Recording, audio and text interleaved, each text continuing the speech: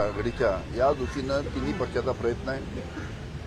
त्याचबरोबर वंचितला सुद्धा कशा पद्धतीनं आपल्या बरोबर घेता येईल या बाबतीत सुद्धा वरिष्ठ पातळीवर चर्चा चालू आहे. प्रकाश आंबेडकर असं म्हणतात महाविकास आघाडीमध्येच तिढा अजून कायम आहे, त्यामुळे त्यांचा तिढा सुटल्यानंतर मी बैठकीला उपस्थित आहे. आमच्यामध्ये कोणताही तिढा नाही आहे, कुठेही अशा पद्धतीचा वाद नाही आहे.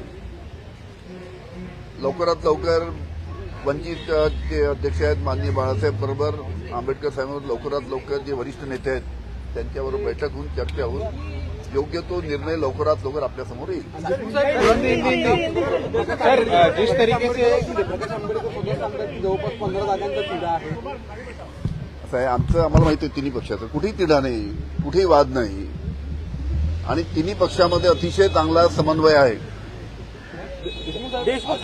आघाडीचे नेते दुपारी कुठे भेटणार आहेत ते ठरलं आहे का? कारण की शरद पवार आणि उद्धवजी परत एकत्र भेटतील अशी सांगितलं. आज भेटतील ते कुठे भेटतील लवकरात लवकर तुम्हाला सांगण्यात. सर महाविकास आघाड़ी में घटक दलों का बंटवारा सीटों का कहाँ पे अटका हुआ है? ऐसा है कि महाविकास आघाड़ी के जो घटक है कांग्रेस, शिवसेना और राष्ट्रवादी, इन तीनों के नेताओं में चर्चा चालू है. कहाँ भी हमारा विवाद नहीं है और जल्द से जल्द हमारे आदरणीय शरद पवार साहब, उद्धव जी ठाकरे और कांग्रेस के नेता इकट्ठा बैठ के जल्द से जल्द जो फैसला हमने लिया है उसका ऐलान करेंगे.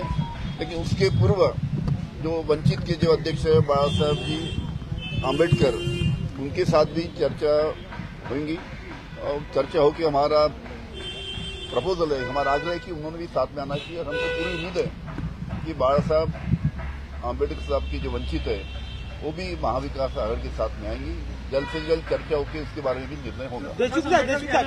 एमपीए ने पहले अपने मसले सुलझा लें, उसके बाद हम